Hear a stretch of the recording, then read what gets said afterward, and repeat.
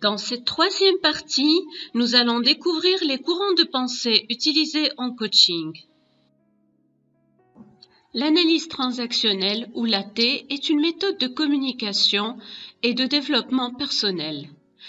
Elle est fondée par le médecin psychiatre Eric Berne.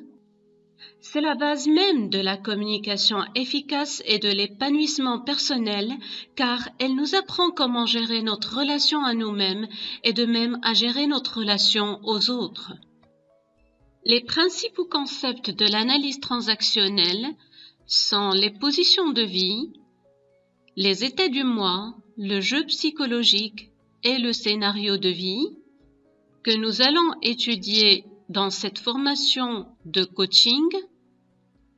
Ensuite, il y a d'autres concepts comme le besoin de reconnaissance et de structure, les strokes, les transactions, les sentiments et raquettes, et le concept d'autonomie que nous étudions dans la formation expert en communication et en développement personnel. Nous utilisons en coaching aussi la pyramide de Maslow. Abraham Maslow a hiérarchisé les besoins humains selon l'importance que l'être humain accorde naturellement à la satisfaction de ses besoins, en commençant par des besoins basiques comme la nourriture, allant vers l'épanouissement personnel. L'école Palo Alto est un courant de pensée et de recherche ayant pris le nom de la ville de Palo Alto en Californie dans les années 50. Ce courant est notamment à l'origine de la thérapie familiale et de la thérapie brève. L'école a été fondée par Gregory Bateson.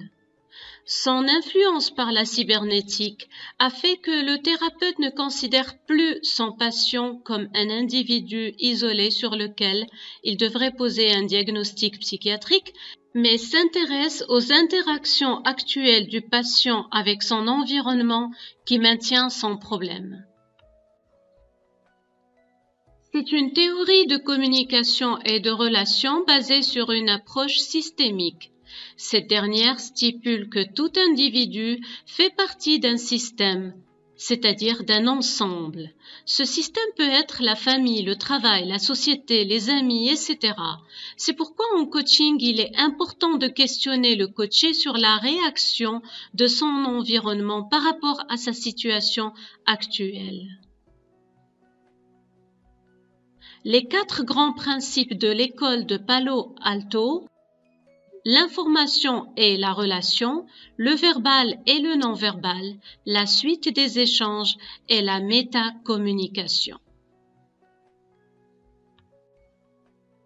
Les piliers de la méthode Gordon et l'écoute active, l'affirmation de soi par le message « je », la résolution de conflits sans perdant, c'est une méthode basée sur un postulat simple, celui de la satisfaction mutuelle des besoins. Ce sont les mêmes principes que nous retrouvons dans la CNV, la communication non violente de Marshall Rosenberg. Le principe de la CNV et de la méthode Gordon est de favoriser l'expression des besoins qui peuvent être d'ordre factuel ou d'ordre émotionnel, ainsi que d'éviter les messages à risque, c'est-à-dire les ordres, les menaces, les serments, les conseils, les critiques, le jugement, les comparaisons, les sous-entendus, les reproches et l'ironie. Robert Dilts a repris les travaux sur les niveaux d'apprentissage de Gregory Bateson et a développé des niveaux logiques qui influent les uns sur les autres de manière hiérarchique. C'est-à-dire que le niveau supérieur exerce toujours un plus grand impact sur le niveau inférieur. Le niveau qui exerce le plus d'impact est le transpersonnel. C'est ce qui va au-delà du personnel, de la réalité matérielle perçue par nos 5 sens. C'est le sens que nous donnons à notre existence et notre rapport à ce qui nous dépasse et à la force suprême qui régit l'univers. L'identité et comment nous nous définissons, c'est l'image que nous avons de nous-mêmes, comment nous nous considérons et ça commence par ce que nous mettons après le « je suis ».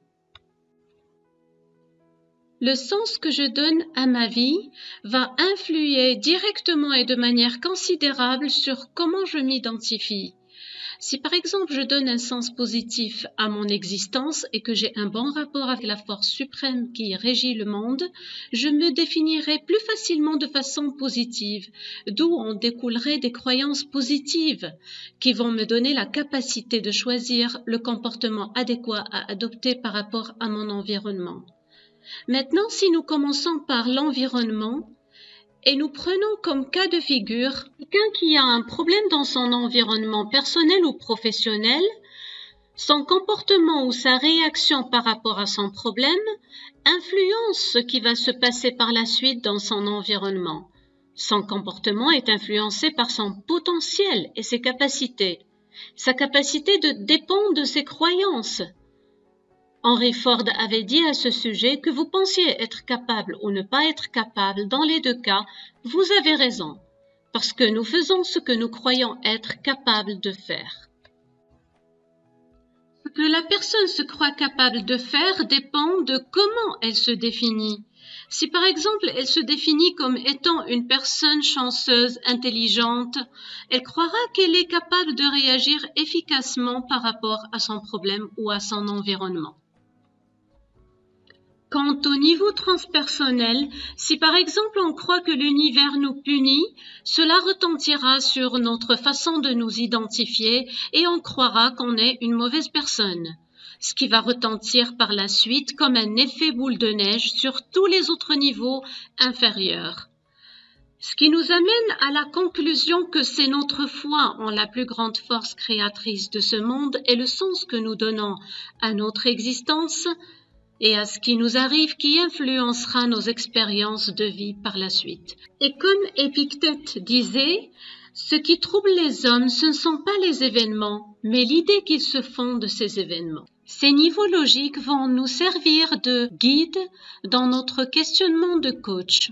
Les niveaux logiques ont été schématisés tantôt par une pyramide, tantôt par un rectangle. Quant à ce schéma, c'est ma propre schématisation des niveaux logiques. La théorie de Jacobson stipule que chaque fonction des 6 fonctions du langage est relative à un des facteurs d'une communication. Ainsi, la fonction expressive est relative à l'émetteur qui exprime un message. Le message a une fonction poétique dominante relative à la beauté du message, qui touche à la fois la structure de la phrase, sa présentation à l'écrit, le paraverbal qui accompagne l'oral, etc. La fonction conative est relative au récepteur du message qui agira selon sa perception de celui-ci. La fonction phatique est celle qui permet de maintenir le contact entre l'émetteur et le récepteur. La fonction métalinguistique est relative au codage du message, qui consiste à parler du message lui-même, de sa signification, de son explication, de ce que nous voulons dire par ce message, notre intention qui accompagne le message. C'est aussi toutes les fois où nous disons à quelqu'un « Que voulez-vous dire par là ?» ou « J'entends par là », ce que je veux dire par là, ou quand nous disons « c'est-à-dire », etc. Au final, la fonction référentielle est relative au contexte. Celui-ci se compose des éléments suivants, le lieu, l'environnement, le temps, c'est-à-dire quand, les acteurs, c'est-à-dire les interlocuteurs, et les personnes présentes lors d'une communication.